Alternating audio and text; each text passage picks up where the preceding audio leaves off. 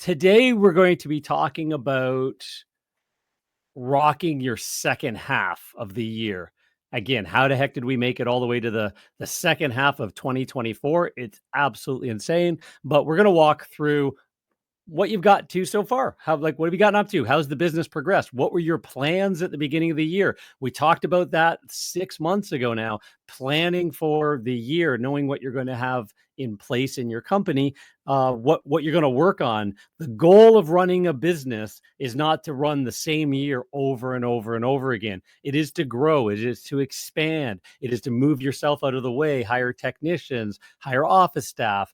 When you get big enough, office administrators and general managers, if that's your goal. Look at buying other companies. Once you've got this whole process in place of running a business and marketing a business and all of that complexity that's in our world, once you've kind of figured that out and read enough books and tested enough things and applied and implemented, big word right there, implemented enough of the stuff that you learn, you are ahead of the curve. You're ahead of 99% of everybody else who have jobs and maybe good at their role, but they don't know how to do all of what it takes to run a business and grow a business. And now that you do, you can start acquiring other businesses. If you see ones that are sort of you can take on and grow. That's what I did over my 30-year career of running carpet cleaning businesses and maid service businesses and duct cleaning businesses. And I bought out 3 other businesses in the carpet cleaning world around me.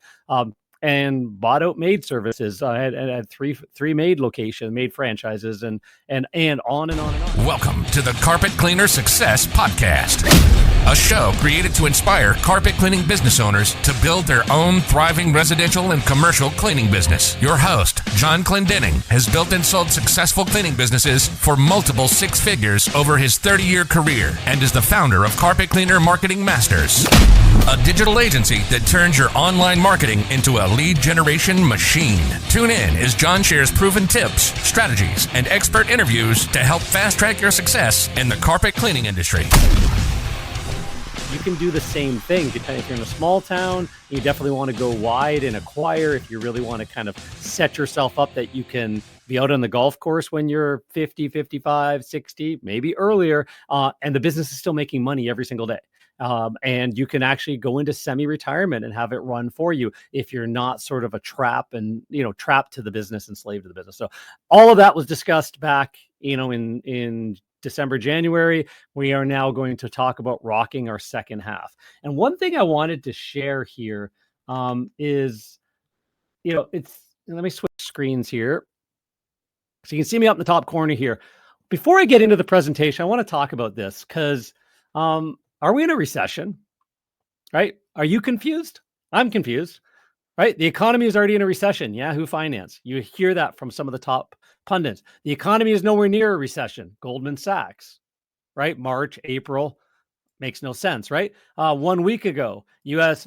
Recession risk remains above historic normals from the S&P Global. That sounds bad, right? Are we heading towards a recession? 5 days ago. So we're not in it yet. It's just on and on and on. What is actually happening? More importantly to us, more importantly to me, is spending. Americans' pandemic savings are gone. And Canadians as well. There was record savings during the pandemic. People were staying at home, not driving their cars, not going out, not doing, things like that. Government was handing out money and subsidies like crazy. And there was just a lot of saved up money, no trips. You weren't going to Mexico and all of that kind of stuff. And it seems like, everybody was like, oh, my debt's so big, my credit card debt and all of that is huge. And then all of a sudden the pandemic and everybody started hoarding their money because they had nowhere to spend it. And they all of a sudden, people started investing in the stock market. It took off like crazy. Crypto took off like crazy, all that kind of stuff.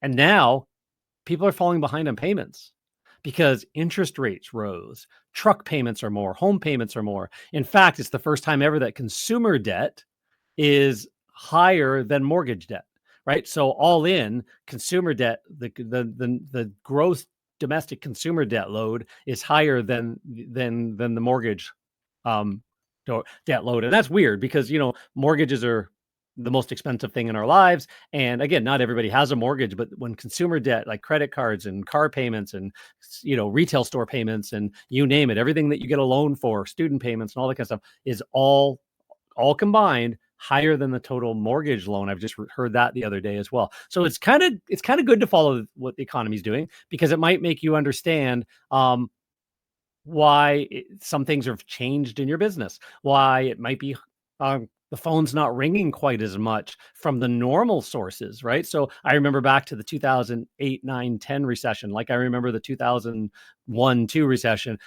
running carpet cleaning businesses and home cleaning service businesses. And it was like, what do we do when people are like, things are a little tight. I can't maintain my regular maid service. I can't, we called up people to get, back into their homes and stuff like that. And there was, they're just pushing things off a little bit more or whatever. And our marketing message had to change. So what did we do? We doubled down. We actually went deeper into our marketing. We targeted more, of what I call the core four, the flooring stores, maid services, interior designers and real estate agents. And then we targeted beyond that. And if you've listened to me before, you've heard my stories, but about, going after, hair salon owners and chiropractors and Mercedes dealerships and getting referral relationships with them. Why? Because nobody else was. And again, I'm a shy dude. Like, again, I love doing these webinars and trainings and stuff like that, but I am certainly not your type A personality, throw me in a crowd of people and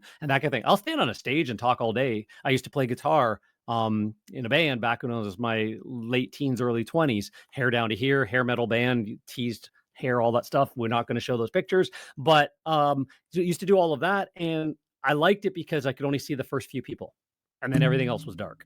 Right. And same idea. I can talk from stage. I can, all that kind of stuff. But I do sort of, I'm definitely introverted and shy, always have been my entire life.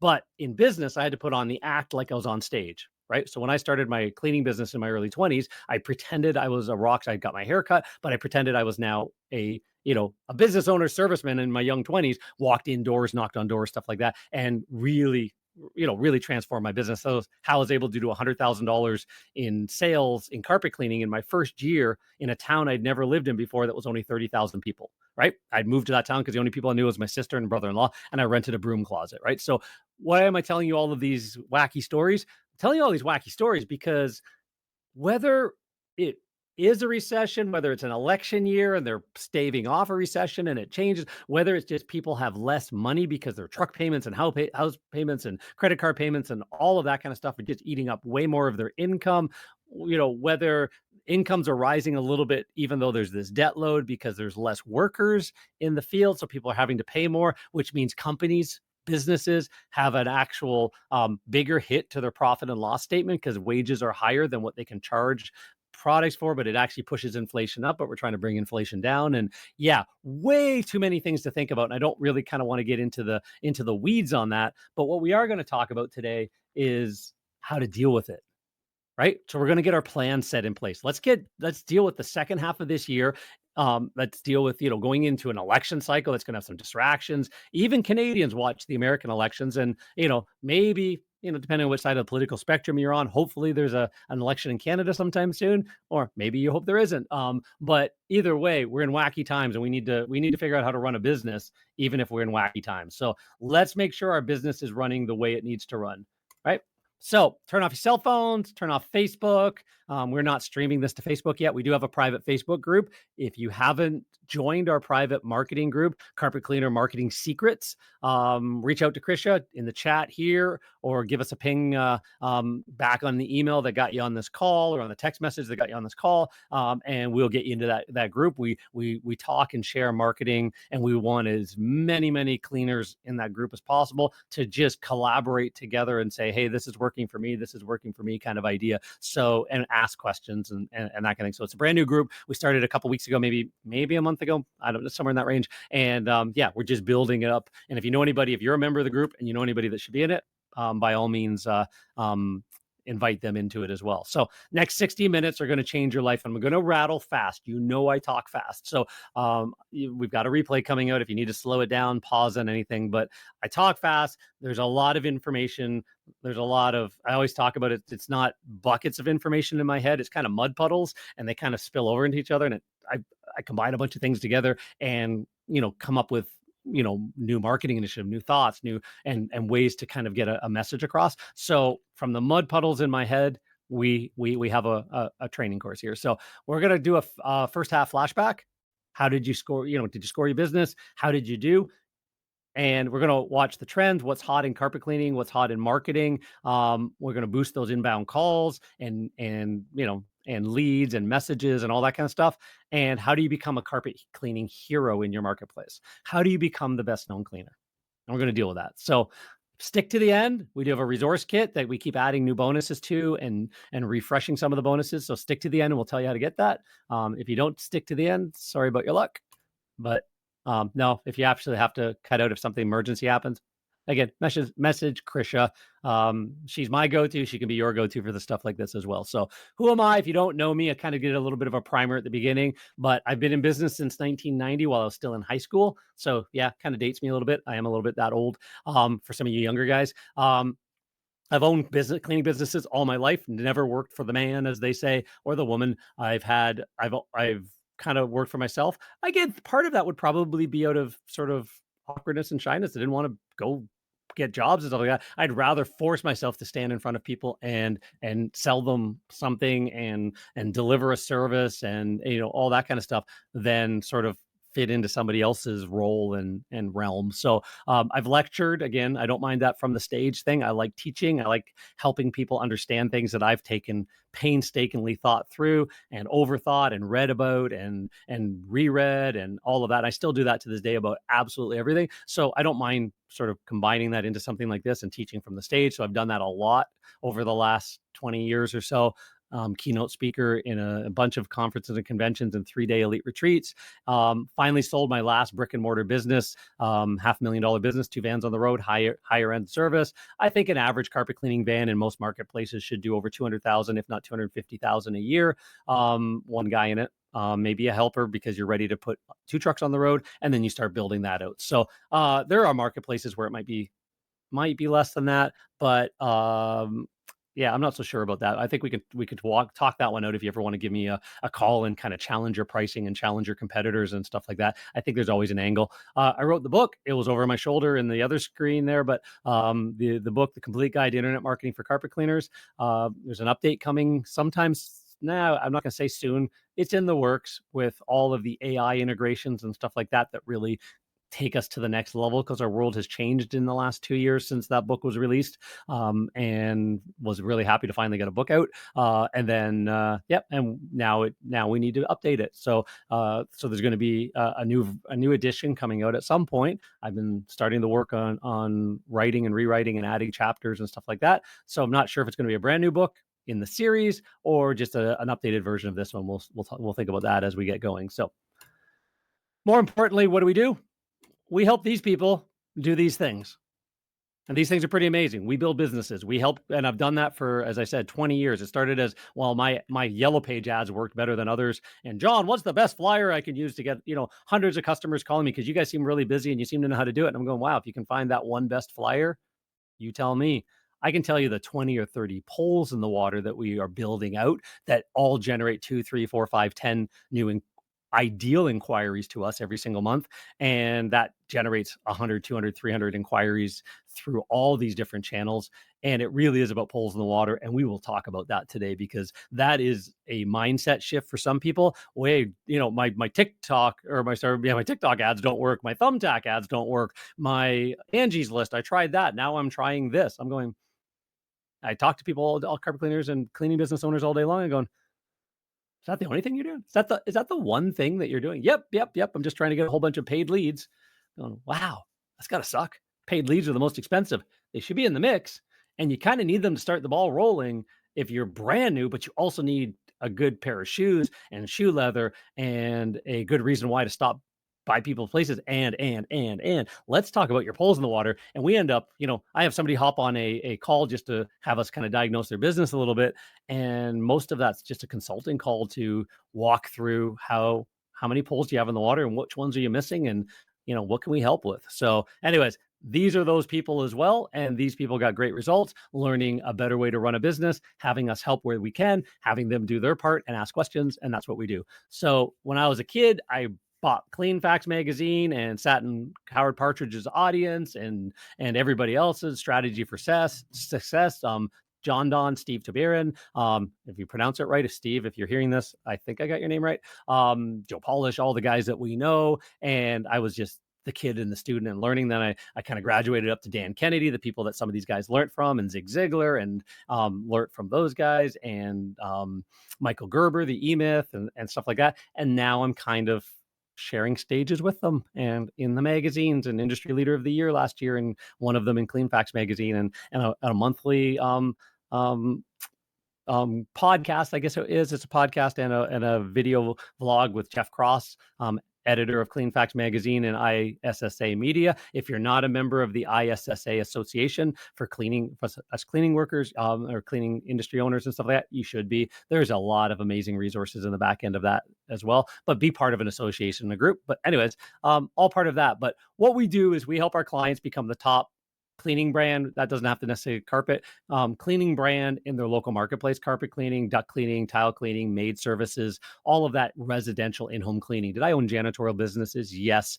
It's a different game. It's a different market. And there is a way to play that game, and we've got ways that we can talk about and stuff like that, but it's a different marketing game than the residential home cleaning industry. So home cleaning services, home service businesses have a very specific way they need to market to get the attention of the audience. So we want you to attract the best clients. Why? Because the best clients pay the most, and they don't bat an eye at it. Somebody whose truck payment went up $300-400, their mortgage went up $2,000. They're all in $3,000 or $4,000 or more per month than they were pre-pandemic, right? All of that's happened in their career. Their income hasn't gone up $3,000 or $4,000 a month. That bothers a lot of people, and you go, holy crap, that would suck. And that does suck to a lot of people. There's also a lot of people that doesn't suck to them. It just means maybe one less vacation this year, maybe, maybe a little bit less going into their investment portfolio. Maybe their investment portfolio, because the stock market is way up, has made up for all of that anyways, and they're just way up. So there's a different crowd, and those are the best clients that you can charge the best rates to, and they book out weeks in advance. They're willing. We had our clients book a year in advance back into our schedule so that we could tell we did that. They did that. We can talk about that someday. But when they booked a year in advance into our schedule, we were able to say to everybody who called us on the phone, yeah, we are one of the most in demand. In fact, our regular clients book a year in advance into our schedule just to make sure they get their spot.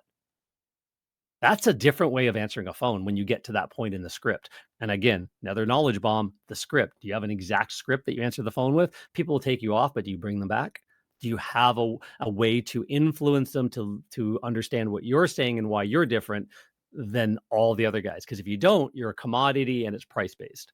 If you do, you stand out from the crowd, and you're basically a business, a competitor of one. It's just you and yourself, right? So, and another reason why we like package pricing, there are some people that like to be very high end and only have one high end package, and I love that model as well. But I also like the model of having kind of a me pricing as well. So I'd learned that first from Joe Polish, realized he'd learned that from Dan Kennedy, and those kinds of groups. So again, as I said, I joined the Dan Kennedy world and all of that years and years ago. So how do we do all of this? There are 3 core principles of digital marketing success and marketing success in general. So marketing is a core function of your business. I don't care who you are and what you do. Even if somebody says, my business is all word of mouth. How do you get it? Do you wear a uniform? Do you have a van? Do you hand out stuff? Do you have business cards? I just talked about, what was that, 4 different marketing avenues right there. Did you join the chamber? You're part of the BNI? Do you flip burgers and pancakes at the charity things with your company shirt on? There's another 3 or 4 marketing events and elements that you have, right? So even if it is word of mouth, even if you've got referral partners that just love you and refer you, how do you stay in touch with them? Is there anything you do? And if you did more of it, more marketing, Would you grow? Could you grow by getting, if you've got 3 or 4 real estate agents that refer you, could you market to 3, 4, 5, 10, 20 more and get another 3 or 4 and then double your business? Right? Could you market to your database better and get them to come back instead of they think, oh, it's been a year since my last cleaning? No, ma'am, it's been almost 2.5 years. Wow, really? If you marketed better to them, would they have been back in 15 months? Still thinking it was only 12 months? I think so. So, and in fact, I don't just think so. I know so because marketing doubles your business, triples your business. So you want to maximize your opportunities to generate an ideal lead. I finally got the word ideal in here. I've been mentioning this for, oh gosh, maybe a year. I really should put the little ideal in there because you want to marketing maximize your opportunities to generate an ideal lead. Marketing maximizes your brand impressions. Why brand impressions? Because people need to see you 5 to 7 times before they even begin to start trusting you. Who are these guys? Are they new? Are they, what's this all? I've never heard of these guys before, right? All of a sudden, oh, well, I've heard these guys. Yep. And then Google even says ZMOT, the zero moment of truth. People need 11 impressions before they grab that thing off the shelf or make a buying decision for a brand. If you're going to go buy, Pantene Pro V shampoo or whatever it is, and you want the newest, latest elixir of shininess, I don't know, making this stuff up, right? You come to the shelf and go, oh, first time buying that. Google has proven you've had at least 11 touches mentally in brand impressions before that made that one decision. And that works for brand or products off the store shelf. It also works for us as well, right? So another thing I talked about recently was there's a thing just within your brain, slots in your brain called Dunbar numbers. Go look it up. We're not going to get into the depths of psychology, but why do I know this? Because it fascinates me, and it's also how you market better. And there is only a certain amount of capacity that any human being has to remember people and remember entities. And if you're not in somebody's Dunbar's numbers because you haven't impressed them enough in front of them, they won't remember you no matter what. So to be naive or egotistical enough to say, I just get repeats and referrals, everybody loves me, you are saying that somehow psychologically you have tapped into a secret strategy to get into every single person you've ever met's Dunbar numbers. And psychologically, it's impossible. So let's get off our high horses a little bit and say, okay, maybe we got a little bit, maybe we're just really good and some people like us, other people completely forget about us. Let's market to them all and let's maximize our conversions, because I can prove to you that without another single customer coming in, and I will a little bit later, without another single customer coming in, new lead, new inquiry, you can double your business just with better conversions. So let's get into that as well. Right. So, and Christian can ping me if there's anybody who's got any questions and stuff like that. So, what are you most concerned about in your business coming for the next half of the year? Right. Write it down. Have a pen and paper handy. We like this to be interactive. We're going to get into some stuff, but write it down. What are you most concerned about in your business? Right. Is it not being able to grow, not being able to find technicians, not knowing, wondering if the economy is going to slow down, if the election is going to be such a huge distraction, people aren't paying attention to anything else? Write it down. What are you most concerned about, right? Because these are things you need to focus on as the business owner, as the entrepreneur, to create a problem that you can then solve and create what we call rocks, 90-day sprints, and target the 3 or 4 big things that you can tackle this quarter. Don't try and do everything, but have it on your list and get those done, right? So what you want to do is download our workbook. I'm not going to pull it up right now, but carpetcleanermarketingmasters.com/2024-workbook. Go to there. There's a workbook you can download, print off, PDF, and you can write in, not during the call. You're going to do it afterwards. This is that thought experiment, or thought and planning and deep dive into your business. So it's prompts to kind of get you thinking in the right direction. Some of it we'll walk through here today. The rest of it, do it on your own. Your business owners, your big boys and girls. And this is what we do to own businesses. Owning a business is not about outdoing the service. Owning a business is about everything else. We can hire somebody to do the service. They'll show up, do the service as best they can, and go home. We own the business because we have everything else to do then, and we better not be always the one in the truck, because how do you have time to do all the other things? And you have to. So you charge more, you work a better system, you market better, and you put butts in seats to go do the cleaning for you. Right? So let's figure out what we're going to plan for. The economy is uncertain, right? soft landing, hard landing, no landing, up, down, stock market all-time high, stock market low. Crypto now is on the stock market. So Bitcoins and now Ethereums have their own ETFs. So the world of, it's a Ponzi scheme is now backed by the biggest financial houses on planet Earth. What does that mean? Digital gold, what, everything. Everybody is confused about this. We are as business owners, so are our customers, and they make different buying decisions because of that, right? They make different timing decisions because of that, right? Where do you invest your time, your energy, and your money? Is it SEO, pay-per-click, website, social media, offline, online, outreach, referral partners? Where do you do that? Let's talk about that as well. How do you invest strategically? So, what percentage of your income, your revenue, should go back into marketing? Some people think that marketing is this kind of, ugly duckling that shouldn't that shouldn't really get much attention. But to be truthful, marketing is one of the, if not the, I believe it's the core function of any business. But if you don't believe it's the number one core function of your business, it is in the top three.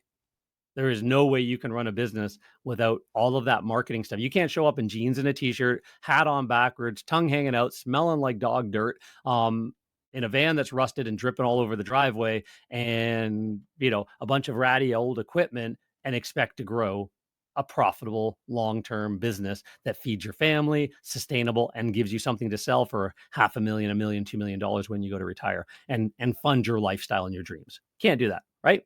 You're faking it, right? So how much do you invest strategically in your marketing? We're going to give you the exact number, right? So failure, if you don't have a clear plan, what's going on, what you're going to do, how much to invest, that's called failure.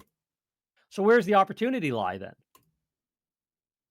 A plan with goals and targets and KPIs, key performance indicators. What are the numbers you track every day, every week, every month, every quarter, at 6-month check-ins, and every year? What are the numbers you plan ahead of time and then track to see how close you are? Because if you're not tracking those numbers, then you're missing out on a massive opportunity. So Professor Carl Pearson, 1870, I don't know, somewhere that he is the father of modern mathematics. He's a mathematician, professor, and father of modern statistics. And our good friend Professor Carl Pearson said the famous quote, "That which is measured improves, and that which is measured and reported improves exponentially." Right? So we're measuring. Let's start reporting. Right? Let's start reporting now. That's what we're talking about. So let's measure. Let's know our numbers. Let's know what we need. How many calls do we need a day before we know that, and inquiries that generate X number of amounts of jobs. What's our booking percentage? Like, let's get into the details. Let's get into the weeds and figure out, when we move the needle somewhere, how much does it affect our whole business? If you raise your prices 10%, did you know that you can lose as much as 40% of your customers until you become less profitable than you were by the time when you raise your price 10%? Did you know that? The math works out. Go do it on a calculator. It's absolutely clear that, and I've done this many, many times. And when you raise your prices 10%, 15%, 20%, and you do it with a marketing message that leads into it, price freeze. We've just raised our prices, but not for you. You're one of our VIPs. It's one of the best marketing programs to run, to the point where once you run it once, you're going to want to run it every year somehow, right? Raise some prices somewhere, because people want a price freeze. Oh my God, it's already gone up. Okay, yeah, let me get in, right? And you've also preempted and told the other people it's gone up a little bit because of these reasons. But the other people can get a bit of a savings, and you haven't given them a discount. You haven't given them, a price cut. You've just said, oh no, it's the same as what it was before. Better hurry. And it works because it's a good marketing message, right? So that's important stuff as well. You want to generate and convert enough leads to keep your revenue targets. So you need to have revenue targets. What do you need to see every month? What is your growth from last year, month over month? Because different months have different revenues. We know that. There's, in the northern climates like I am, it's colder in the winter, things slow down. Sometimes when it's really hot, really rainy, things slow down, that kind of stuff. So you want to make sure that you know what your revenue targets are for a month and a quarter. At the 6-month mark, you need to check in. And for the year, are you on growth? Are you trying to grow by 10%, 50%? What's your growth this year, right? So, there's the law of big numbers, that the bigger the number is, the less growth you can have. Apple as a stock is not going to double from here anytime soon, because they're such a behemoth. What would they have to do to actually double the price of that, or the revenue of that company? But a small company that's only doing, it sounds weird, but $500 million can double in like 6 months, 3 months, easily. We saw that with Nvidia, straight freaking up, right? So, but Apples and things like that can't, right? Because law of big numbers. So it depends on the size of your company. How lean and mean are you? If you're at 10,000 a month, you can get to 20,000 a month in a couple months. I can show you how to do it in 3 months, right? If you just follow the plan, put time and effort into it, and just kind of get off your horse and do it, right? You can double your business, right? If you're at 20,000, can you jump to 40 in 3 months? That's a little harder game, right? You can go from 20 to 30 with the right message and stuff like that, right? If you're at 40, 50,000 a month, can you go to 100,000 in 3 months? Probably not. That would be a good goal, a stretch goal with a lot of planning for the year, right? So 100,000 a month, you're at 1.2 million a year. Doable. Check your marketplace. Do you have to go wide, or do you have to go deep, right? And sorry if I'm hitting my microphone and causing a bit of a noise there. But anyways, so you want to keep their trucks running and do that. You want to continue to marketing to generate leads, right? You need to generate. And again, I don't like that word leads. We use it because everybody knows what it is. Leads sounds so, I need to buy more leads. I need more leads. No, you need qualified inquiries. Preconditioned, pre-qualified inquiries. So it doesn't fit. That would be way too long here. So we're going to trunk it down to leads, but let's think of it as preconditioned, pre-qualified inquiries. So success looks like that, right? You need to have a goal in place. You need to maximize those inquiries, and you need to know your numbers and dive into your numbers. You're a business owner. You need to know this stuff. There are books on it. There are YouTube videos and channels on it. There's training on it. I had to find it all back in the day, before the internet. Had to go to the bookstore and stand and scan and read. And I just read that book. That wasn't the greatest. And, Simple Numbers is a great book by Greg Crabtree.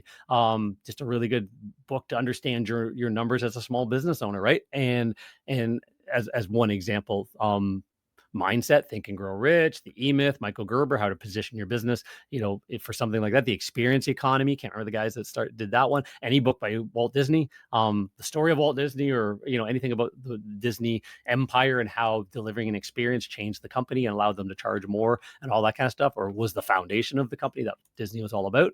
So let's talk about reviewing and updating our goals, right? So, as Brian Tracy says, another guy to follow, another series of books to read, brilliant thought leader. Success is goal. Success is goals. All else is commentary. You cannot get successful without having goals. If you do not know where you're heading, how the heck do you get there? Right? Honest question. If you don't have any wind in your sails, how do you get from point A to point B? Right? You're going to pull out the oars and start paddling. That ain't going to get you there that fast, right? So if you know where you're going, where you're heading, and you've got the wind in your sails, you know how you're getting there, right? Clear goals gets you to where you need to go. Now, just like a boat, are you going straight there? No, a sailboat doesn't go straight there. And that's the good analogy of using wind in your sails. You got to tack. You're going this way. Okay, back on course.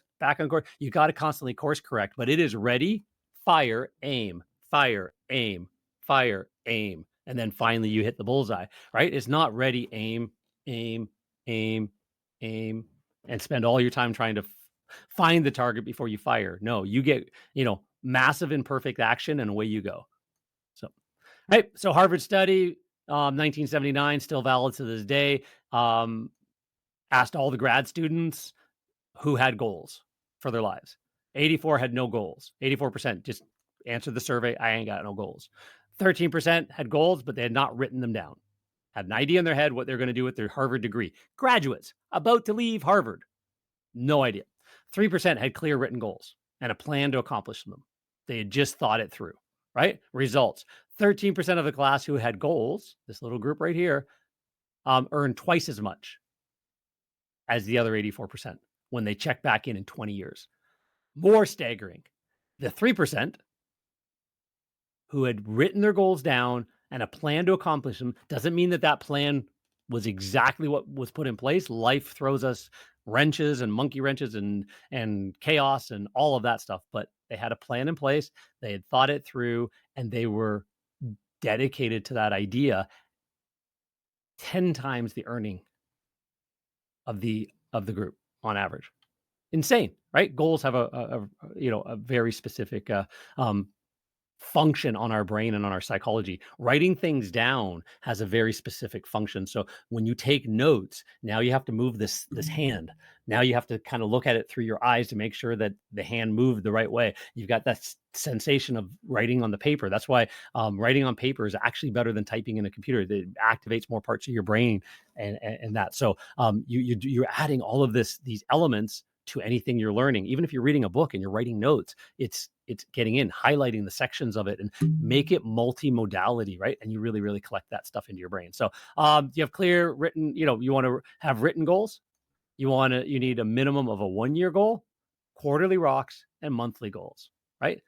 So we are at the end of quarter two, Q2 right now. So you're going to be looking at Q2, the end of Q2 goals halfway through the year. I like to do that halfway pause as well, but every 3 months, you've got big rocks that you want to accomplish, right? And you must have a stopping point at the beginning of each new year and the end of each quarter to evaluate.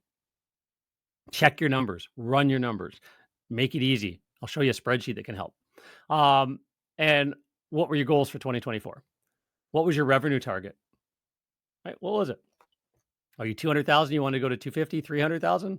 What's the monthly on that? How many calls will that require? What is your average transaction value? These are all levers that you can pull and change the math for yourself, right? What was your average conversion rate from a caller, an inquiry, a text message, an email, whatever, a referred person to a booked job? What was your conversion rate? Now you just divide the number of inquiries by your conversion rate, right? How do you set realistic marketing budgets and where to allocate it? Do you want to grow or just maintain current levels? Most people should be thinking growth. Anytime you're not thinking growth, you're actually shrinking. I've seen people who've stopped their marketing and go, "Oh, look, I made a good decision. We're doing 25,000 a month. We stopped half of our marketing or all of our marketing." They had no clue, right? And we're still at 25, down 24 and a half. That's close enough. We've had low months before, right? Boom, boom, boom. They don't have any clue what's barreling up to them in the back of the rearview mirror. They have no clue at all because it's like maintain. But in the background, some clients are moving out of the area. Some referral people aren't doing what they used to do before. People are forgetting about you because your marketing isn't working, but you're still kind of top of mind for a little bit. And then when you fall off the cliff, it happens very, very suddenly within like a month or two. And next thing you know, you're down 30, 40%. Oh, we should start that marketing up again and get back up. Yep. And it's going to take another year to 2 years to get it back again. Sounds insane, but other people have stood in front of you and now they've run past you. And now the momentum is no longer in your favor, right? So what is the marketing mix of channels you need to be visible on, right? There's not one place to be seen. It is not just in pay-per-click ads. It's not just in local service ads. It's not just in Google Maps. Definitely not just in Google Maps, because there's a limited scope to that. It's definitely not just in Facebook ads. It's not just in yard signs and carpet cleaning, cheap, $99 on the side of every street. Definitely not that. You should what should your database communication cadence be? Right? How often are you talking to your the gold, the assets, that value that you need to understand is the biggest thing in your company is a database of satisfied clients, database of satisfied referral partners, and a database of leads that were interested enough to reach out to you, all of which you should be marketing the crap out of constantly in a way that makes you a welcome guest, not an annoying pest. And there's a right way to do that, and there's a reason why our A-list clients, every one of our clients in our database, were broken down by A, B, and C as sort of the value and their likelihood to repeat with us and their market, where they lived and the size of their home and what do they have, area rugs, and do they have like Haitian cotton couches and silk, and like what were they, like who were they, right? And those clients, our A-list clients, heard from us 48 times a year. And maybe 1 out of 100 or 200 said, "John, that's too much." Okay, we'll back you off. The other 99 point whatever percent, totally fine. Why? Because they kind of see it. It kind of goes across, washes across them, and all of a sudden, when it's ready, it's in front of their face, and they remember you. You're kind of influencing them like a hypnotist. Persuasion psychology is hypnosis, neuro-linguistic programming. You're kind of hitting them with that stuff, but it's okay because it's multimodality. It's not 48 emails. It's like emails, text messages, phone calls, physical mail in their mailbox every single month, reminder packages, and Father's Day gift promotions that includes like a barbecue utensil set and bib and stuff, or like a smock and all that kind of stuff, as that you can provide in exchange for cleaning. Things like that. Hey, get this free gift worth $80, absolutely free. Plus dad's favorite chair, clean, free, $160 value for our VIP clients only. Call before Father's Day, or call to the June. June is Father's Day month, anytime before the end of the month, and you start promoting that end of May, mid-May, right after Mother's Day, right? And you've done the same thing for Mother's Day. Right? All of these things work really, really well. So what investment in lead assets versus pay to play lead sources are you willing to put in over time? So we have a calculator on this. We're going to stop on it for a quick second, right? Let's go look at this calculator. Let's make sure I can. Okay, so I'm going to pull it up. So you guys are all going to get access to this. It is, as we saw on the other screen, carpetcleanermarketingmasters.com/2024 worksheet. The other one was workbook. This is now worksheet. So understand the difference right there, right? So, right, annual target. Say, do you want to hit 550,000? Let's dumb it down. Let's call it 250,000. You want to hit 250,000. You get to do this. Make a copy, right? You're going to see this. You can make a copy of this file, right? You can watch a webinar training from before on this from last year. We'll update that link with this one soon enough. And then you're going to plan your success path. And you can't see it on the screen, but at the bottom, there's a whole bunch of tabs. There's 4 more or 3 more other tabs at the bottom that we're going to click through a little bit as well. So you get an idea of it. Just going to do a quick primer on this. I want you guys to dig in on your own, right? So if you want to hit 250,000 a year, that is $20,833.33 a month, right? So anything with the arrow on it, you can change. Anything without the arrow on it, you can't change, right? And then, so what is your average ticket value? You're saying, well, John, we average kind of $225 a job. I'm going to go, that sucks. Now you need 93 jobs at that rate a month to get $20,000 a month to hit your goal. Did you know that? You need 93 jobs in the books. So there's about 22 working days in a month at $225 minimum, or average, not minimum, but average job. You need to know your averages, right? You need 93 jobs at, again, divided by 22 working days if you're not working every Saturday and Sunday as well and burning yourself out, right? If it's, 250 should be one crew on the road, maybe 2 guys, right? A helper that's going to be helping to take over and that kind of thing. So, are you going to be able to do 5 jobs a day every day? It's roughly the number, right? Or can you raise your prices? And like most of our clients, average job sitting almost $500. Most of our clients are in the $400 to $500 range, right? They may not have started there, but look at, now you only need 42 jobs. You need 2 jobs a day, which is easier, trying to get 4 or 5 jobs a day every single day, or 2 jobs a day, right? Now oh, how do I do this becomes the question, right? What's your average conversion rate? Don't guess, figure it out. Every lead that reaches out to you needs to go on a chart somewhere, in a tool somewhere, and you need to calculate how many of those did I turn into customers. Your repeats better be 100%. Your referrals better be like 95%, right? But everybody else, people that don't know you, haven't tried you before, weren't referred to you, what is your conversion rate on those? Everybody tells me, 80, 90%. When we see their numbers, it's 20, 30. They just forget about all the ones that said no, right? You got to want to hit like a conversion rate above 50%. Say you actually figured out, oh my gosh, my conversion rate is only 35%. You need way better scripts. You need way better follow-up. You need a whole bunch of nurturing. There's a lot of stuff you need, but now you need 119 inquiries a month at that conversion rate to get 2 jobs a day. But if that conversion rate is 60%, because you're amazing, our office got up to 75% conversion rate. We tracked this meticulously once I learned about it. Again, I didn't know any of this stuff before I knew it. I knew I had to figure it out. It got presented to me somewhere in the day, And 20, 25 years ago, I went, that's good. Let me start with that. Right? So same idea. Now you only need 69 leads to generate 42 jobs because your conversion rate's better. Look at that. That was a huge number, 35%, 119. Generating 119 leads is hard.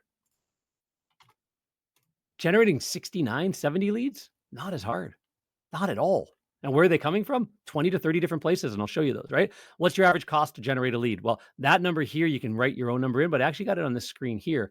What are you currently doing, right? Pay-per-click. What is the range, if you know, because your pay-per-click provider should be able to tell you what the cost is right now to generate an inquiry, right? They should also be giving you the ROI on that and how much based on your average job reported back. What is your actual ROI on that pay-per-click campaign on its own, and how does it has some other impact and brand awareness, but ultimately it has to stand on its own. Local service ads, 19 to 45. We actually have some clients that are $67 is their actual cost per phone call in local service ads, and it's insanely profitable for them. You know, oh my God, how is that possible? Well, they book 30% because their average job is $750.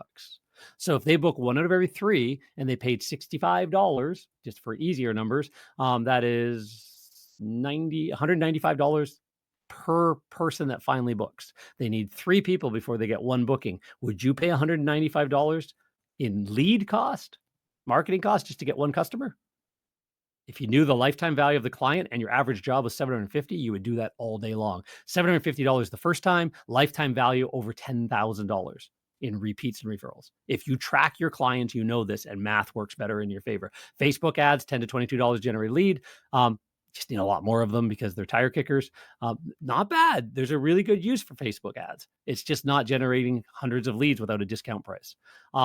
Repeat referrals. How much do you pay for that? Are you doing newsletters and magazines or like mailings and stuff like that? What is your actual cost to generate, per client to generate a return? If your average client returns once every 18 months or every 16 months, or do you know that? Some clients never return. Some clients return 3 times a year. On average, there's an average between that. Running the math is our friend. You will know that, and that will give you this number. And then when it's all dialed down, like even SEO and Google Maps and stuff like that, how much does it cost at the end of the day to run an SEO program? And this gets cheaper and cheaper and cheaper every year, just so you know. The numbers go down and down and down once you rank more and more and more. It's the longest thing to take into action, and it is the most important thing in your business to rank organically, because only about 20 to 25% of the population in Google, and only 60% of people ever make it to Google to find a carpet cleaner. The 40% do everything else, but only 20 to 25% stop on pay-per-click. So you want to be on the paid ads. You want to be down in maps and organic, because that's where the other 75 to 80% go. So that's how you get that number. Goes in there. And it tells you right now your minimum monthly budget required. And I'll tell you 9% is low, but your minimum monthly budget required is going to be a couple $1,000 to get to that range. And again, that number should be sitting about 15 to 20%. I'll show you why it kind of says 9 there, but it's just because we got to change some numbers on one of the other screens here, right? So marketing budget, 20%, right? So that number actually needs to be updated over to here to get that to work. So now we know that we need to spend 50 grand in the year, $4,100 a month to maintain a $250,000, not to maintain, that's probably the wrong word, to grow a $250,000 a year company that will then hit $300,000 the next year. That is a growth number. 15%, if I change that to 15, right? We dropped $1,000 off the marketing budget. That's close to more maintaining. 20% is growth range, right? No idea why that says 2022. We will fix that. There you go. Anyways, so how much did you allocate online? Nowadays, it's about 70%. 20% for offline marketing, door hangers, flyers, taking the real estate agent out for lunch, bringing coffees and donuts to the flooring stores and the, all of those other referral partner sources and stuff like that. Handouts, pens and paper and, brochures and information that when you stop into the chiropractors and the medical offices and the accounting offices and stuff like that, and just stay in front of them and FaceTime and FaceTime and FaceTime, right? Even get your technicians to do it. You're going, what, John? I can't get my technicians to do anything. They can talk to a customer if they've got a downtime, we called it the downtime routine, they can talk to these business owners, right? And then about 10% for repeat and referral, right? You want to make sure that you're again, a lot of that's picking up the phone and stuff like that is free. Sending an email is free. Sending a text message is pretty much free. So where's the cost actually come in? The mailings, the database mailings, monthly, quarterly, annual reminder. You don't just send a mail or I sent a text message to my clients. Good. That's awesome. What else did you do? Could you imagine if credit or collection agencies said, well, we just sent a text message. How many times? Just the once. Did you get paid? Oh gosh, no. Same idea. They're not waiting for you. They're not in love with you. A text message has no ability to influence anybody who needs a little bit more influencing. It's just a text message, right? An email only gets open 30% of the time. If you're lucky, 50% of the time, right? If you hit the inbox properly and don't have any spammy marketing words in your email, and you've already run it through email checkers, and you've got your SPF records and your DKIM records and your DMARC records all aligned properly, and if you don't even know what I just said, you need a digital marketing company to help you because your email's not getting delivered at all without that stuff. So why do you want to hit the mailbox? Because you need to be in front of them. Why do you want to pick up the phone? Because you still need to be in front of them. You need multiple steps in your marketing plan. You need to have, if you've got a marketing promotion, it gets a message that hits them, followed up with, hey, did you get that? Text messages are best used. Hey, did you get my email? It was this subject line. Go look for it. That's a better text message than, oh, we got a deal or we got this, whatever, right? The email could be either before or after the physical mailing. So, when we did our reminder mailings, we did a mailing at month 10, 11, 12, 13. We did 4 mailings, right? 4 mailings, several calls in between that, just reminders. Hey, we sent a mailing. Just want to make sure you got it. Yeah. You're one of our VIPs. We don't want that to run out on you. The next month, we had to take one of the bonuses away, one of the extra things we were going to give you. But it's your anniversary, or it's at month 11. Next month's your anniversary month. On month 11, hey, it's your anniversary month. Here's your anniversary savings we talked about. The other 2 bonuses are gone. Then extended 1 month only, month 13. Guess which one got the most revenue? 4th one, month 13, always got the best revenue because now we're about to take it all away. We'd already taken away all the bonuses up until the anniversary client, right? So anyways, that is why database marketing doesn't need to be huge because, again, if you're doing $50,000, the breakdown's pretty easy. $35,000 in online marketing, about $2,900 a month. Management fee and any paid ads you're running, right? Get your SEO going, get your website going, get conversions going, get all of that kind of stuff, and make sure you have an ad budget, right? 10,000 goes towards your offline marketing per year. So about 1,000 a month.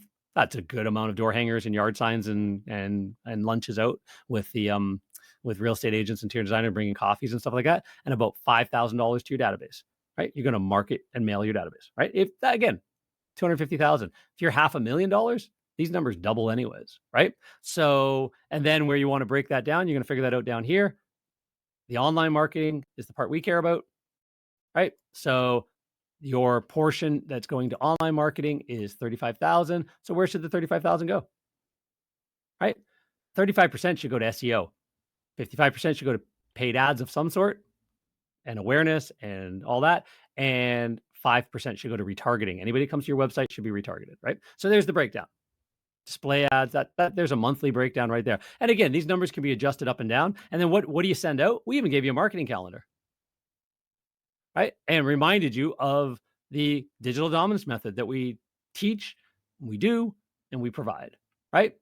So again, scroll across.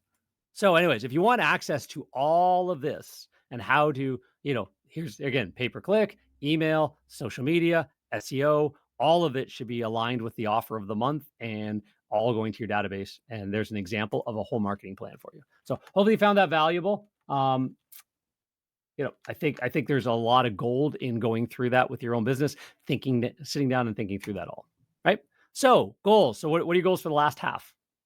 How many leads do you need to hit your annual target that you've set for yourself at the beginning of the year? How close are you? Are you on track? Are you ahead of it? Do you want to change that? This is time that we can change that target now too. Like, hey, my God, I was only thinking I should grow by 10%. I'm already 20% up. Great. Make it 20%, like you're 20% on the first half of the year, make it at least 20% for the second half. Change your goals. Like change the target, right?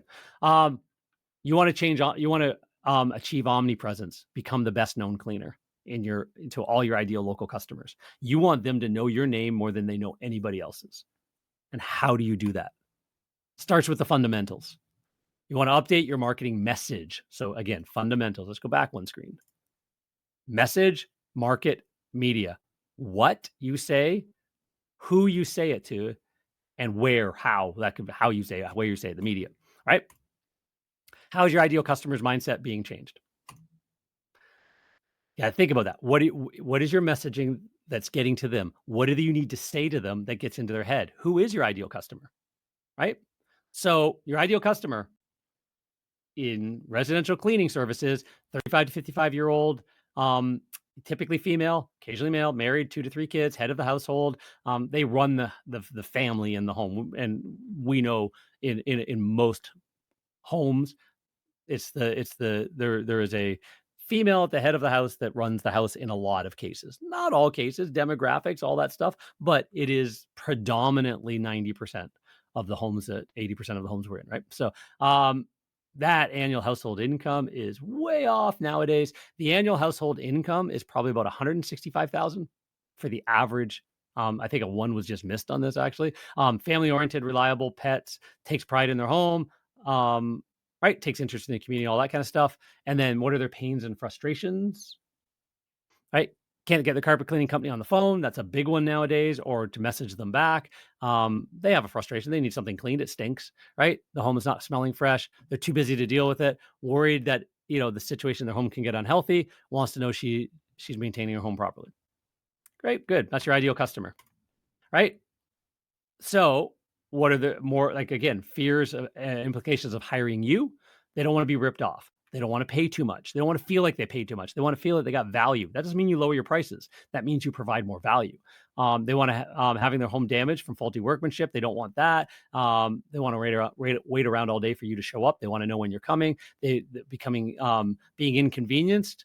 Trying to even coordinate it. They don't want any sort of disaster. Nowadays, they're going to be concerned if they can even afford it. Maybe there's a reason why you should be doing an on-site quotes, because then you can explain the value and explain why you're charged more, but they can definitely afford it for the value it gives and how much longer between cleanings. We know if they rent a machine and clean it poorly, within a month it looks as bad, if not worse than it did before, and they need to rent a machine again. So there is no savings there, but also a discount provider, 3 rooms in a hall, $99 guy, they're going to have similar experience. We know that, right? Or they're going to be upsold $300-$400 and have the bait and switch, right? So we can allay all those fears in our marketing and the way we position our company. They're going to be concerned if they should spending money because of everything that's in the news. I just showed you the news. Look at that, right? Goals and desires, get the carpet clean, as we talked about, but maintaining the carpet so they don't need to be replaced is now a thought, right? I can't afford new carpets and new flooring. What the heck do I do? Right? I can't afford new area rugs. I can't afford new upholstery. What do I do? Is that in your marketing messages right now? They want to have it just behind them, well-kept home, preserve the money, right? They, may not be wanting to live in a nicer, more luxurious home right now. They just want to make sure they can keep the home they're living in and keep it looking nice, right? They might not want to drive a nicer car. They might just want to drive an electric car, right? Which is lower on maintenance, all in all, right? So till maybe the very end of their life, however that story goes, right? So they want all of these things. So if you can see Joe Jones through Joe Jones' eyes, you can sell what Joe Jones buys. So if you see your customers, you can sell your customers, right? If you know where their fears are, you can write websites and everything else like that. So now we can craft our messages. Why should someone choose your business over the competition? Can you answer that quick? Like, what are the top 3 reasons they should choose you? Well, because we're better. And there's the other guy go, yeah, he's better than me. No, he's saying the same thing.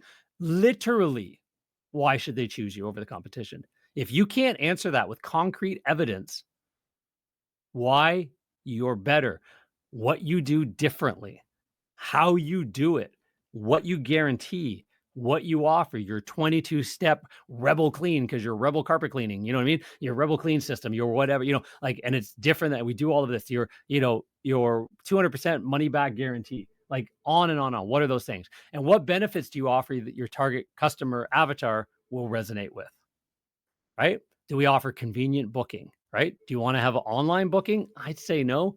Because who's going to choose your prices without any context to why they should choose you, right? So an online book now usually works best if you're cheap. And if you're cheap, you don't make enough revenue to do all this stuff we're talking about, right? So there's a better way to do it. With if you raise your prices 20%, you can more than pay somebody to answer your phones. Pay them $25 every time they book a job in for you, and they'll make money. You'll make money because you raised your prices 20%. It will cover their cost. You'll make more money, and you can do better marketing. And you can teach them how to answer the phones and influence people more, and you'll actually book more as well, right? So, for text messaging and phone calls and stuff like that. So what benefits do you offer your target customer will resonate with, right? Quick drying times, safe, natural solutions. You think about those kinds of things, right? Because you need to be able to tell them that in your messaging. So safe, natural, eco-friendly cleaning, 100% satisfaction guarantee, highly trained technicians, bonded, insured, trustworthy, no facial tattoos and piercings, whatever, all of that kind of stuff. The more you can drip upon, we're not like, some of these other companies you're scared of, right? Answer the phone live, answer text messages live, answer emails live. They're getting a call back within a minute, or a text message within a minute. They're not waiting half a day. That's old school. That is out the window now. People treat DMs, messenger messages, all of that, text messages, as if it was a phone call. They're just too shy to call you, and they want somebody chatting back to them right now. Honest pricing, no sales given. Not lowest pricing, honest pricing. We charge exactly by the square foot we clean. Here's what that means. We charge exactly this per room. If you want us to move furniture, this is our furniture moving fee or surcharge, whatever, right? If we're working around the furniture, you have it moved out of the room ahead of time, this is the discount off of our room rate, whatever you want to do, or that kind of price savings, because we're saving time, you're saving money, whatever. Have honest, natural pricing that is easy to understand, right? How you adjust your messaging in a tight economy. Preserve the largest investment in your home, your flooring, your carpet, your tile, your wood, your area rugs. Your upholstery, second largest investment in most people's homes. Don't replace that area rug, leather couch. Renew it. Save money, time, hassle. Get it done right the first time. Explain how using rental machines or discount companies means that they'll probably have to pay again. We fix the mistakes discount cleaners cause. That's a good message. Value bundles. Get XYZ cleaned, and we'll also clean ABC at no extra charge, right? Get your carpets and upholstery cleaned, minimum 500 square feet of carpet and 3 pieces of upholstery cleaned. And we will also clean the mattresses in your home absolutely free. We'll include a free flight of stairs cleaned absolutely free. We will clean, up to 3 rugs or scatter mats absolutely free. Whatever, we'll clean 100 square feet of tile absolutely free if you did all of this stuff, right? Bundle and save. So not a discount. They have to give you more money to save.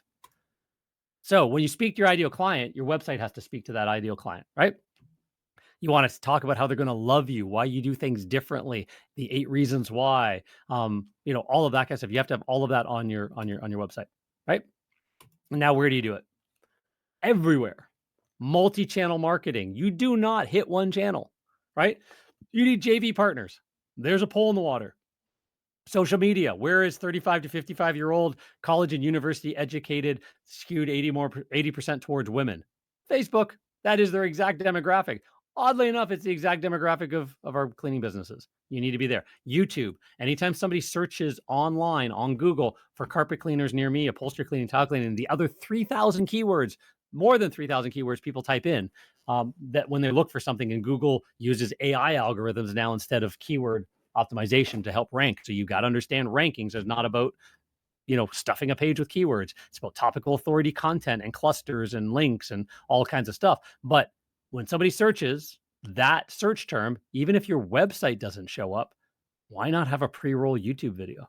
The next time they go to look at a silly cat video or whatever on YouTube, before they do, there's a video from a local carpet cleaner. Why? Because it's still pretty cheap advertising. It's not oversaturated locally yet.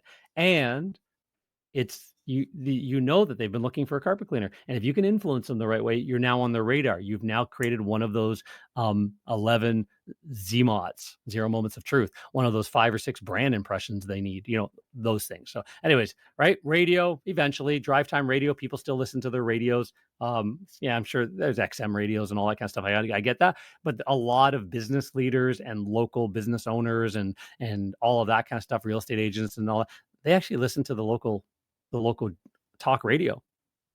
They do, because it's, in your marketplace, maybe there's a country radio station that gets more of that crowd. You're not looking for the younger 20 something demographic. You're looking for the business educated 35 to 55 year old crowd. We know who the demographic is now. You just go to the radio stations. If you're over $500,000, why do you think the biggest plumbing companies in town, the biggest roofing companies in town also seem to do these things? Because they got to that point where the percentage of their revenue, maybe they're $1 million a year, $2 million a year, and they do, because they have a lot of equipment costs and they've got a lot of supply costs that we don't have in cleaning industry, so their actual percentage that goes out the door, cost of goods sold, before they actually come down to the raw revenue that then gets divided, but for marketing might be, again, of their gross revenue, it might be 10%, right? So they do 2 million a year, they need 200,000 in marketing, right? That might be 10%, because they actually only have a gross or a net profit or net revenue after cost of goods sold of maybe 1.2 million on their 2 million, right? So that's now closer to 20% again. So math kind of works out. But so now they've got $200,000 to spend. That gives them more room to do radio and sponsor the little league teams and all that kind of stuff, right? So, but what you need to be doing is neighborhood marketing, door hangers, yard signs, all that kind of stuff in the ideal neighborhoods. Find the other businesses that work in those neighborhoods and make JV partners with them. You need a website that's set up. You need paid ads that are running. You got to be seen everywhere. And in fact, if you want to take a screenshot of this is an example of about 50 poles in the water. And every single one of them needs to be in the water at some point. Every single one of them is going to generate something done properly with the right marketing, the right message, and the right psychology. Maybe Google ads go up this month and do really good. What if they start slowing down? What if your competitors jump in? What if it's, something changes in the Google ad platform, which happens all the friggin' time? If that's the only thing you got, your business is sink or swim by that. But what if you've also got Facebook ads running and organic and Google Maps, and that's been built up to the point where it's generating 60% of all inbound leads before you even run a paid ad yet, which it should be. You're in online groups and social groups, and you're doing awareness, and you're doing your JV outreach. You've got somebody on your team calling ahead and setting up appointments for you to go for coffee and discuss your referral reward program, where you're going to give them a free whole home of cleaning for themselves to see how great you are if they want to be part of your referral reward program as a local partner. On and on. Like, there's just a million ways to do this, right? But it all needs to happen one by one by one. You're going, oh my God, John, that's a lot. Yeah, running a business is a lot, but you don't do it all at once. You set rocks. My rock is to get a JV partner program in place by the end of Q3. Now you've got one of your 3 to 4 main rocks. Get a JV partner program in place by the end of Q3. That will move your business forward for the next 20 years. If you never do it, it will never get done. It could take you 2 to 3 months to really dial that in and get it in place, get the marbles out of your mouth when you go to call, get your scripts in place, all that kind of stuff. Once you've got it in place, you can just do next. That just becomes a program you run. And every single week there's 5 new outbound phone calls, and your office girl does it. Or maybe you have a call center do it for you, right? So if you ever need help with that, we've actually partnered with a company that does all of this stuff as well. It's not our company, but it's a partner company that works for some of our clients that does all of this outbound marketing, answers their phones, books their calendars, all that kind of stuff. So anyways, it allows you to free up some time. But if your prices are too low, you can't afford it anyways. You need to raise your prices so that the customer covers that bill, not you. Make sure that your hub converts. Your website is the hub. Everything eventually leads back to there, right? People that are coming through an awareness funnel, a marketing funnel, top of funnel, they're just aware of you. They don't need you right now. They've become aware of you. That's interesting. Middle of funnel, I kind of think I might have a need. And these guys kind of seem like the right guy. Bottom of funnel, oh my gosh, I really need this done now. I've put it off way too long. I've got guests coming. My place smells funny, looks funny, whatever. And those are the guys I want, because you started at the top of funnel, right? So in that journey, they make it to your website. And your website better be built to convert. Better be built to convert. There are certain things that have to be in certain places for your website to work. Psychology just proves people go zzz. across. They see your logo, they see your phone number. Is it big and the boldest thing? Call us now, act fast, whatever. Is there something in top corner, branding your company, top corner, how to get a hold of you? When they start scrolling, the old days of newspapers, above the fold was the paper sat folded in half. You had to flip the paper over to get the second part. You had to open it to get inside the paper and read the rest. Newsmen knew that above the fold was the most important place to get a paper bought. The newspaper game was insane. 5 cents a paper, and they made millions of dollars. It was, just by what they put above the fold. Your website is the same thing because us humans have not changed. Where we go and what we do is different. How we do it is exactly the same. We do not scroll down a second or a third time very often. It better be insanely compelling, right? So above the fold, you better have a form. You better have something about Google and your guarantee or your reputation and your reviews, right? You better have a strong risk reversal guarantee, not we're the best. Oh, because your competitors are second best. Oh, do they know that? No, you have to. We absolutely guarantee that if you're not happy at all, not only will we give your money back, if you can find anybody else to make you that get the carpet cleaner, we'll pay them to do that for you. Right? Bold, shocking guarantees. Right? You need to tell them. You have to have testimonials. You need to tell them about who you are as the business owner and why you started the business. You need to tell your founder story. Right? I call it the foundation. You need your compelling sales proposition. Why you over everybody else? What is that? What are those reasons? Right? You need your founder story. You absolutely have to have that out in the marketplace. You need your risk reversal guarantee, and you need your absolutely impactful brand messaging. If you have those 4 things, all your marketing's easy. Right? So here's an example. Website built to convert. One of the ones we built. Risk reversal guarantee. Right, the phone number up here. They actually have one. They call it self-booking, but it's basically leads to a form they fill out and whatever, and a phone number. And that there's a call us right here. And we've got review pops going on one of our services. You click on it, the whole screen takes over with reviews, and you can just scroll through them, and they're live reviews. You click on them, you end up opens another screen, and you end up Facebook, you end up Google, you end up on exactly where that live review is, because it teaches the algorithm as well that you are real and that you actually connected your website to an actual live review on Google, on Facebook, stuff like that. And it actually helps your SEO as well as helps the customer. Form above the fold. We use smart forms. We build them ourselves in Carpet Cleaner Lead Pro. That is our own automation tool that we've had out for a couple of years now. Allows you to nurture and talk to your customers without you having to. And when they fill out this form, there's, and they submit it, the business phone rings. And if you press 1 on the phone, it rings the customer's phone. If they answer the phone, you're now talking to them within 1 minute of filling out a form. If you can't answer the phone, they can't answer the phone, or it's after hours, they get a text message thanking them for the filling of the form and asking them a few more questions and starting a conversation. Same thing happens with here. This is a chat to text. They don't have to sit on your website and continue a website chat. It texts them on their cell phone, and they can carry on with their day, and you've now got their cell phone number to market them. All right? Really good stuff. So is your website set up with authentic images? No babies lying on carpets and families and dogs sitting on couches. If I see that ever again, we should start slapping people around, because that's just a brochure. A website's not meant to be a brochure. It's who you are, what you do, and why you do it, right? Do you have project pages talking about your happy customers that you market everywhere else around the web as well? Do you speak to your target avatar? Are you a stressed out, overworked, head of the household that has to take your, running your kids to dance and karate and soccer and,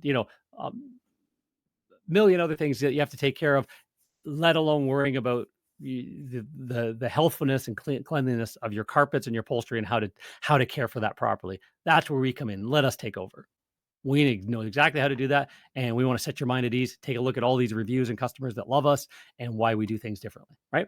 Do you include video elements? People stop on video. If the longer somebody sits on your website, the higher it ranks. It's one major ranking factor, not the only one, but one of the major ranking factors is people staying on your page long enough, right? Video keeps them on the page. Hi, I'm the owner of the business, instead of a picture of the owner.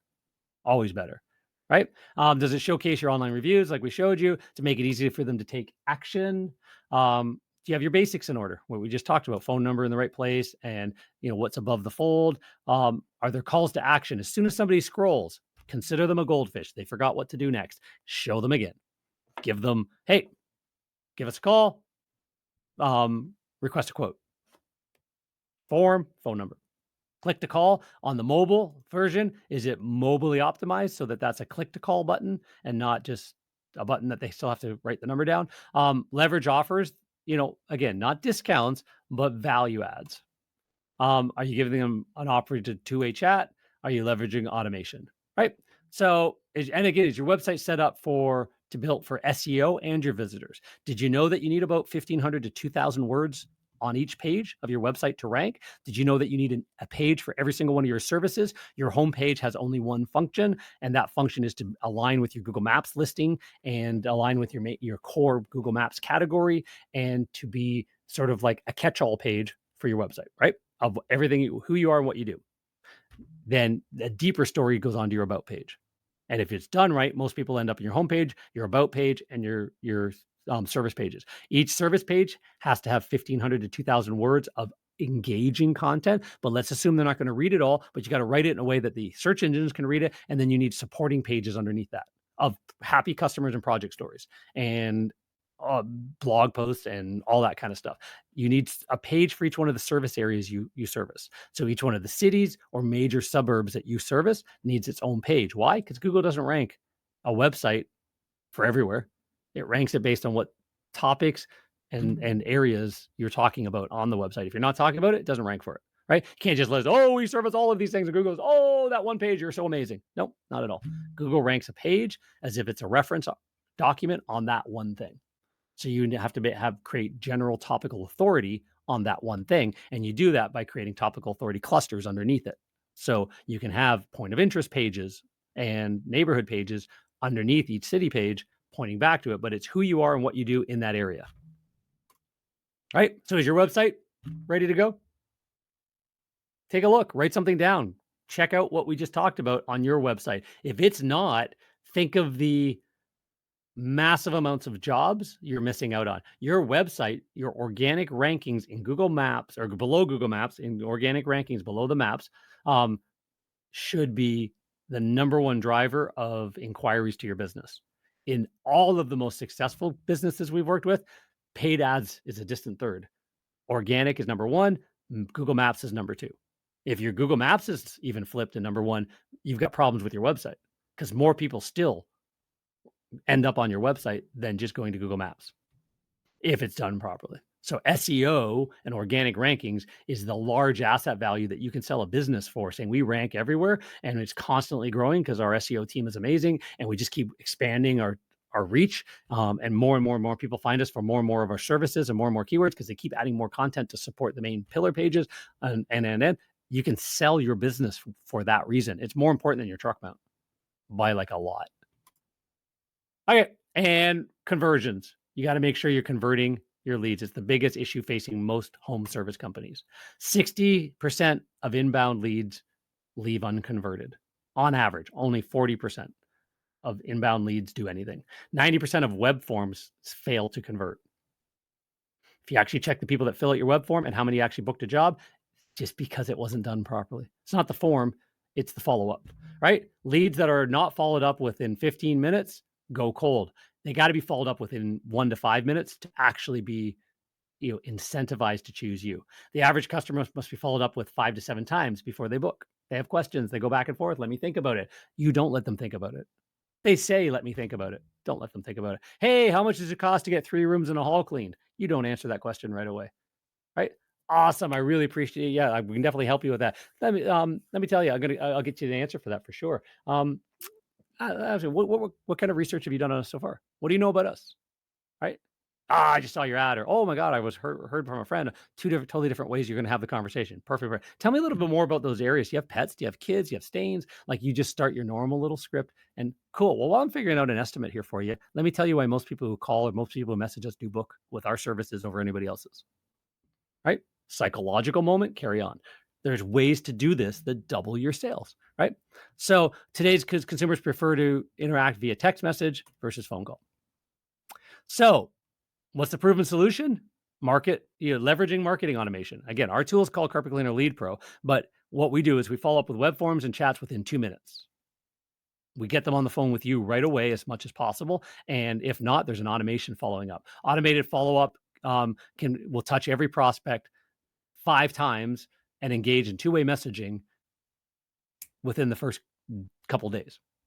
We go on over the next 2 weeks. If they didn't if they didn't end up physically having a conversation with you, starting a booking conversation, stopping that kind of stuff, they are messaged for 2 weeks politely and done. So, like, again, a welcome guest, not an annoying pest, before we kind of turn the tables and make a decision. Are they going to be archived, or are they going to get a harder push? And that's a question at the end of about 2 weeks of somebody having reached out, because you want to build a lead list that continues to market directly to them. And you want that lead list 10 times bigger than your customer list. So you want anybody who decides they step up, they didn't quite book yet, maybe something happened, or they just went with somebody else, you don't know what the issue is, you drip on them every single month until they come back, because they will. If you give them the right message and the right happy customer stories, they didn't get that from the other guy. You'd be lucky if there's 2 or 3 guys in town that do that amazing of a job. There's more than enough opportunity that they probably didn't do something as well as you guys. And if you're telling stories about how you wear booties and roll out the red carpet, and your customers just love the way that you've left the house smelling clean and fresh, and even left behind like a carpet fragrance they could spritz on their carpets anytime they wanted.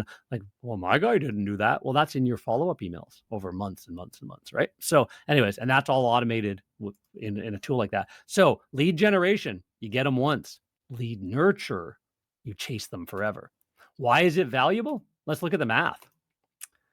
164 leads come in 1 month, right? That's not a bad number. That's average. 30% conversion rate, you suck. That's average though, but you suck at an average. Where did they come from? All of these sources, all of these poles in the water. You booked 50 jobs, 49 jobs. Your average is 325. I'll give you brownie points for that. You did 16 grand, right? From new inquiries coming in. This isn't your repeats and your referrals. This is just new, 30% all the way in. You leverage a tool like Carpet Cleaner Lead Pro or automations of some sort, right? How do you get $19,000 more work? How do you almost like more than double that, sometimes even triple that? How do you change to a 70% conversion rate? Better scripts is going to take you from 30% to closer to 45, 50%. Anybody who falls off is going to be nurtured and talked to and nurtured and talked to. It's going to remind you, hey, it's been 3 days. Have you heard from this person yet? Call them back. Like, you need to be reminded. Your staff needs to be reminded, hey, it's been a week. They haven't booked yet. You haven't moved them yet. Call them back, right? We've already messaged them 2 or 3 more times. Call them back, right? So until they step up or tell you, you know what, I found somebody else. Okay, that's fine. And opt out into your long-term nurture for next time, right? But what if they end up going with somebody else, or the washing machine broke, the transmission on the car went out, and they had to spend the money on something else? You don't know that. They're not going to find you in 3 months. They're going to get lucky if they find you in 3 months. They're going to find somebody else. Right? So now you've stayed in front of them every single month. Now 3 months from now, they find you because you've influenced them. Now you go from 50% to 60%. 9 months later, 10 months later, 12 months later, they didn't like this guy. They now book with you. Now you got 70%. So the original leads didn't cost you any more money, but you generated 70% to come back over time. More right away, for sure, with better scripts and better follow-up and better nurture, quite a bit more, but even more over the long term. And now nothing changed. Average job's the same, but now you did 114 bookings from those lead inquiries that came in November 2023. By this point, you're now 114 of them have booked, not just the 49 that booked right away.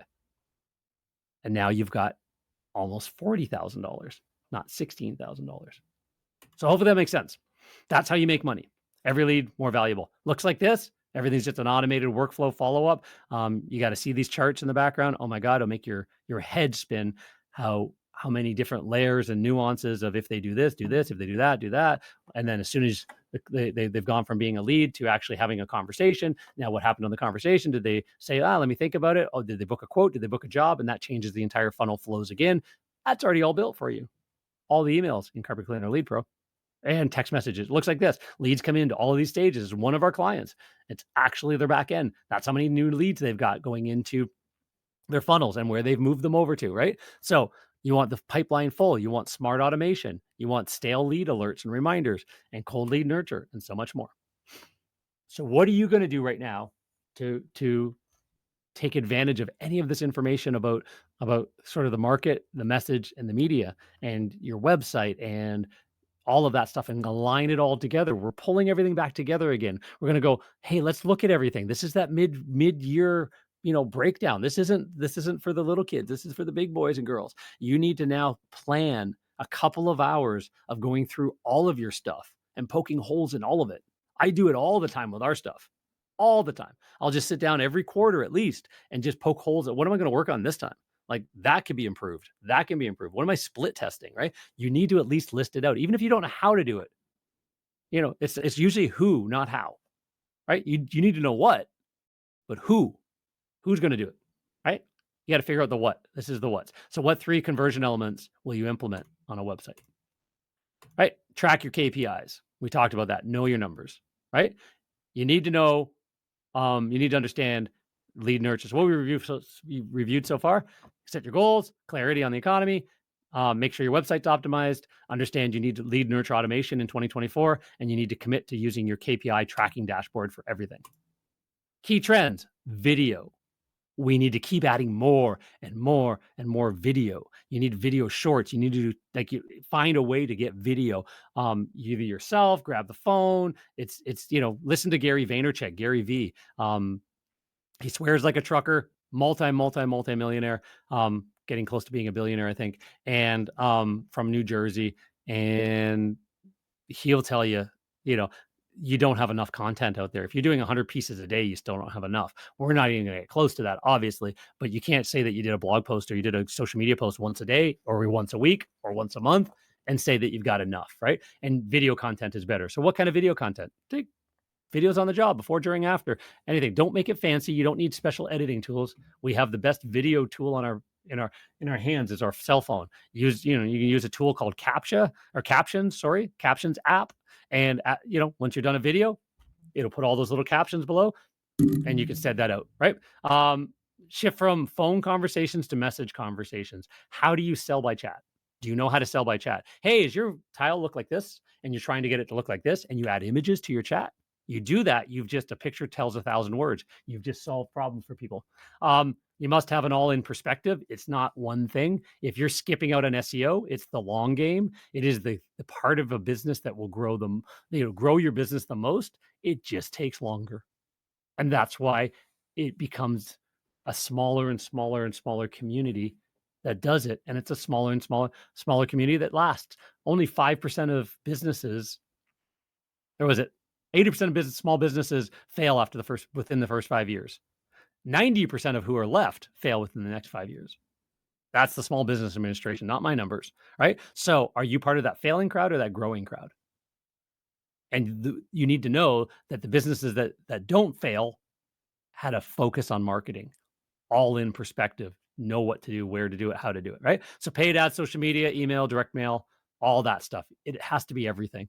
It has to be offline marketing, grassroots marketing, neighborhood outreach, and referral partners. And you just have a plan for all of it one at a time.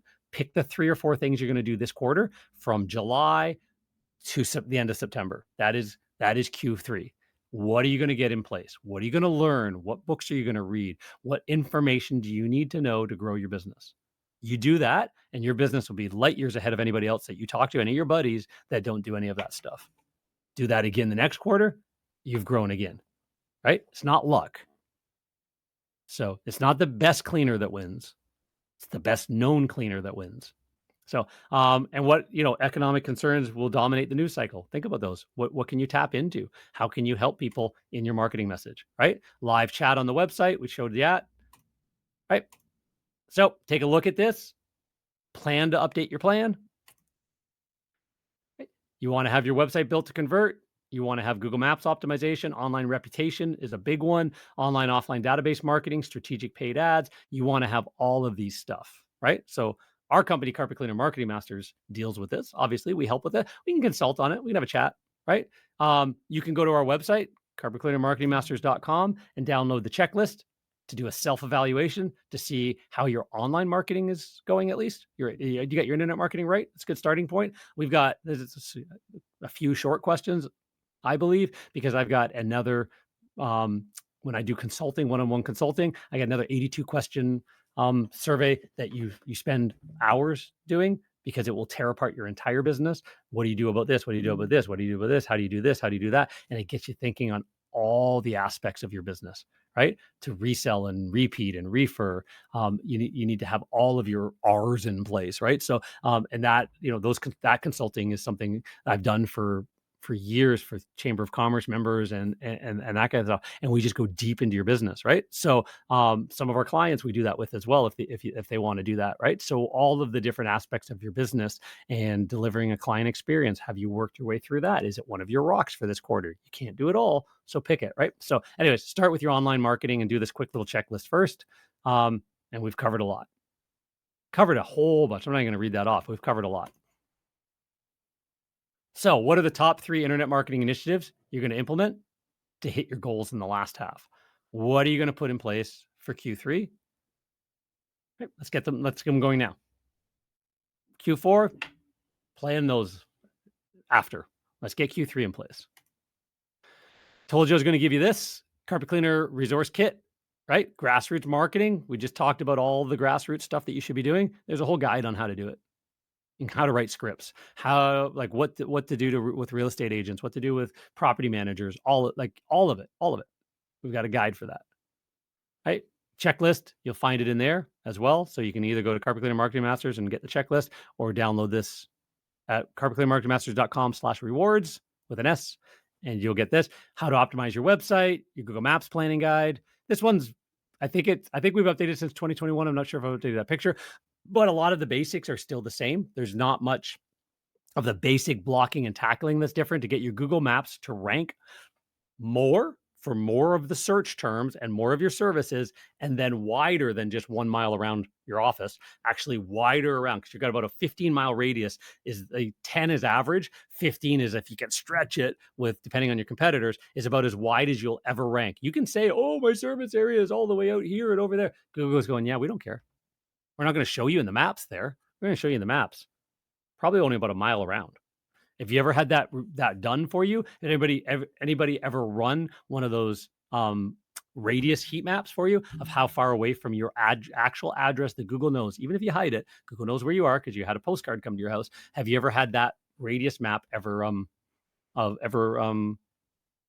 created for you to know how far around you rank for carpet cleaning near me, upholstery cleaning, tile cleaning, carpet cleaning services, like all those terms, right? If not, you should. It'd be very enlightening to see how many people can actually see you 2 miles, 3 miles, 5 miles away from your office, if they're searching, and what they do see instead, right? And on your cell phone, what you see is entirely different than anybody else sees as well, because you've Googled yourself a bunch of times. Google changes the results based on your IP address, your device, your search history, all of that stuff. It is not a static, oh, I'm in number 1. No, you're in number 1 on your phone, just so you know, not on anybody else's. You don't know that. You can't prove that. So when these heat maps are done, it is like an alien dropped right on top of your house, was handed a brand new Android phone that's never been used before, and they Googled it for the first time. And they have no IP address with any history or anything like that. That's the way the heat maps are done, to know in a raw, pure test, somebody who doesn't already know you, where would you show up, right? So, and then how to build your website or how to lay out your website is included in that as well. So takeaways, what did we learn today? What are you going to implement? Hopefully we learned something. Do you need any help with any of this? Like maybe there's a little bit of help needed. I don't know. That you only know that. Are you planning to double the business in the next year, 2 years? If so, is what you've done so far on path to knowing how to double the business every year? Or do you think you need help? Yeah, there's a lot of strategy. Oh my God, I just haven't done any of those strategies. It's a reason why you haven't done any of the strategies, right? Implementation is everything, right? So do you know how to implement, or do you need help with that? Right? So think about that. We call it the best known cleaner. It's tied all together: website, SEO, social media, paid ads, Google Maps, reputation, lead automation, one central communication hubs, all tied together to become an omnipresence marketing system. It's the only way to grow a business in today's day and age. Is not one pole in the water. It is 20, 30 poles in the water. And the digital poles are at least 15 to 20 of them. Right? So our digital dominance method covers all of that as well, but it starts with your sales proposition, your risk reversal guarantee, your logo, your brand, right? Got to figure out your brand first. Have the right voice, have the right images, have the right all that, and then your authority. Are you an authority in the marketplace? How do you know that? Are people talking about you? Are you taking the feedback you get and sharing it everywhere to prove you're an authority? Are you taking the reviews that you get and sharing them out so they don't just sit static on Google, not only to be seen by somebody who searches for carpet cleaning 3 years from now? Or are you taking them and sharing them everywhere to be seen by everybody tomorrow? Right? So think about that. And then a visibility. Are you even found? Do you even know? Do you know how to look? Right. So that's our digital dominance method. It goes deep into each one of those 8 cogs in the wheel or key factors. So if you'd like help with creating any of this stuff, a larger than life business, become the best known cleaner, you can hop on our schedule. Right. So you'll fill out a little bit of a survey. Um, you'll get a call from Krisha. And if it makes sense, you'll hop on a call with me and we'll do a consult, not a sales pitch. We'll just do a consult. We'll chat. We'll go over your business. We already have done a deep dive. It's about $1,000 value. And I'm not kidding. I charge $500 an hour for consulting, obviously. And we spend about $400 or $500 in research dollars on you, going through tools like Ahrefs and local search tools and all kinds of stuff and social media tools. We'll check out your competitors and you and everything and come back and show you the gaps where you've got huge opportunities that you're missing out on a whole bunch of quality leads and quality inquiries of people that are ideally suited for your business for your cleaning services. So we can have that conversation, find those gaps, figure out ways to fill the gaps. So anyways, hopefully that makes sense. Oops, I guess I can switch back and say bye. So hopefully that all makes sense. Hopefully I know this is a little bit of a longer one. It always takes about 90 minutes. I should have probably updated the very first slide to say not 60, but 90. It usually takes about 90 minutes to get through a planning session, just to kind of get through all of the things you need to be thinking about. It takes 3 or 4 hours, sometimes longer, to do them. Right? You have to block out time. So again, every quarter, I would block out at least a couple of hours every quarter in your calendar to do your next planning session. At the 6-month mark, I'd be blocking about 3 or 4 hours just to tear everything apart, like we just talked about, download the worksheet, do all of that stuff. At the end of the year, I'd probably block, some people do a whole day. Some people do a weekend. Like companies do weekends where they, it's a planning session where they go through all of this stuff. It's not just a bunch of people sitting around drinking beer or coffee and having a chat about the business. There's a plan in place. If you've been to those, if you've worked in corporate, if you worked in businesses that have done that, where they go away for a retreat, might be a little bit of fun here and there, like you might, whatever, but there's a lot of work that should be done if it's done properly, where you're literally tearing the business apart and making plans to move the business forward. You can do that if you're a business of one, right? Don't plan a weekend away, with the wife and kids to do a business planning. No. But if your family, if husband and wife are part of the business, yeah, plan it away with grandma watching the kids, but not to go out and, hit the town, maybe go out for dinner and stuff like that. But the whole thing is like literally set up the laptop, open up the books, have everything planned, what you're taking with you, and break your business down in what worked, what didn't work, what are our numbers, what numbers don't we know, what do we, all of that stuff. Do that, right? Once a year. At 6 months, do a check-in. At quarterly, do a shorter check-in and plan your rocks, plan what you're aiming at, and keep those in front of you all day, every day. What is it I committed to get accomplished at the end of these 3 months? What are the 3 or 4 things that are going to get in place? That's it, right? And did I get them in place? How many need to be moved into the next quarter? And you want most of them done. You want to have a focus on them, or, I can't remember the name of the principle. It should come to me, but where, work expands to fill the space available to it. If you give people less time to do something, if you give yourself less time to do something, the chances of you getting it done are better. How many people, in school crammed the night before the test, right? You had weeks and weeks and weeks to complete the essay or to study for the test, and you cram the night before. It's common, right? So it gets compressed into the, to the time allotted. If you compress it and say, oh, by the way, we've got a test in 3 days, everybody's cramming anyways. Right? The ones that don't like to cram, that odd few, I didn't like that. Everybody else is going, yeah, that works for me. I'm going to cram anyways. Right? So do it. Set yourself up for success that way. So anyways, hope you guys found value in this. Any takeaways, by all means, hit us up. The Facebook group, Carpet Cleaner Success Secrets. Carpet Cleaner Marketing Secrets. You want to go to you want to ping us, message us, go to our Facebook page, go to our website. There's a whole bunch of different places that you can kind of find a little bit more information on that. But yeah, give us a message for sure, and we'll get you into that group. There's a sign up application process. So you got to be an owner of a carpet cleaning or home cleaning service company, and that's probably the biggest requirement. But anyways, and you got to be willing to share, be a good community citizen and share. If that sounds like right for you and you want to learn a lot more of these marketing initiatives and ideas and kind of just banter and bounce things off of people, and hey, John, you mentioned that on the webinar, can we talk about that? That's where that happens. Right. So anyways, hopefully that makes sense. And thanks again for everybody showing up. And with that, I bid you adieu and carry on with the rest of your day.